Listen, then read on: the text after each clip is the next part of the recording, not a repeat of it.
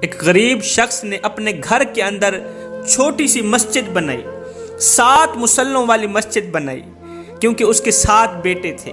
جب مسجد کی تعمیر کا کام مکمل ہو گیا تو اس نے اپنے 7 بیٹوں کو بلایا، 7 بیٹوں کو اکٹھا کیا، کہا بیٹو میری خواہش ہے، میری تمنا ہے کہ اس مسجد کی جو لپائی ہے نا وہ جنت کی مٹی سے کروں۔ تم 7 بھائی اپنے گھر سے نکلو، مجھے جنت کی مٹی لا کر دو، میری خواہش ہے، میری یہ خواہش پوری کر دو۔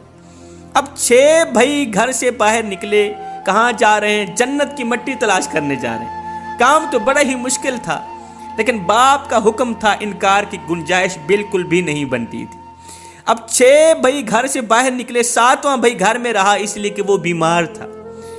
اب 6 بھائی پورا دن ایسے خاک چھانتے رہے، جنت کی مٹی تلاش کرتے رہے۔ جنت کی مٹی کہاں سے ملنی تھی؟ شام کو خالی ہاتھ واپس گھر لوٹے، کیا دیکھتے ہیں؟ چھوٹا جو بھائی تھا نا، جو بیمار تھا، وہ بوری میں مٹی بھر کے بیٹھا ہے۔ باپ نے پوچھا، اوے وہ جو تلاش کرنے گئے تھے ان کو نہیں ملی، تو نے جنت کی مٹی گھر بیٹھے بیٹھے کہاں سے حاصل کر لی؟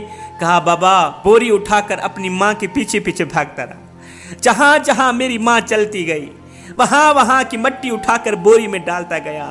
بابا یہ وہی جنت کی مٹی ہے جس مٹی کی آپ کو ضرورت ہے۔ باپ نے دوسرے بیٹوں کو کہا، او نادانو تم ایسے ہی پورا دن بھاگتے رہے، جنت کی مٹی تلاش کرتے رہے، اور تمہاری جنت تو تمہارے گھر میں بیٹھی ہے۔